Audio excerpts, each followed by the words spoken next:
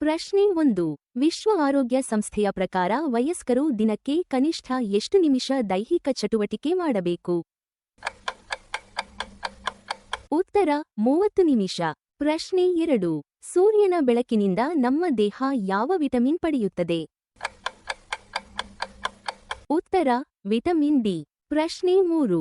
ವ್ಯಾಯಾಮ ಮಾಡುವಾಗ ಬಿಡುಗಡೆಯಾಗುವ ಸಂತೋಷ ಹಾರ್ಮೋನ್ ಯಾವುದು? ಉತ್ತರ ಎಂಡಾರ್ಫಿನ್. ಪ್ರಶ್ನೆ 4. ವಯಸ್ಕರಿಗೆ ರಾತ್ರಿ ಎಷ್ಟು ಗಂಟೆ ನಿದ್ರೆ ಶಿಫಾರಸು ಮಾಡಲಾಗಿದೆ?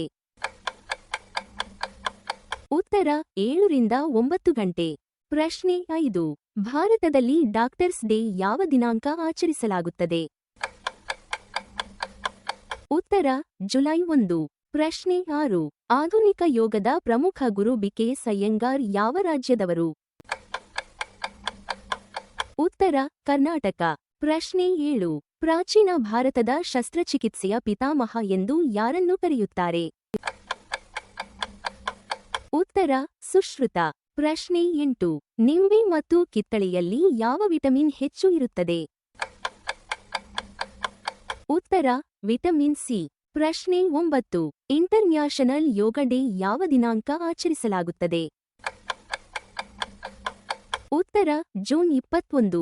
ಪ್ರಶ್ನೆ 10. ನಾರಾಯಣ ಹೆಲ್ತ್ ಸ್ಥಾಪಕ ಬೆಂಗಳೂರಿನ ಪ್ರಸಿದ್ಧ ಹೃದಯ ಶಸ್ತ್ರಚಿಕಿತ್ಸಕ ಯಾರು?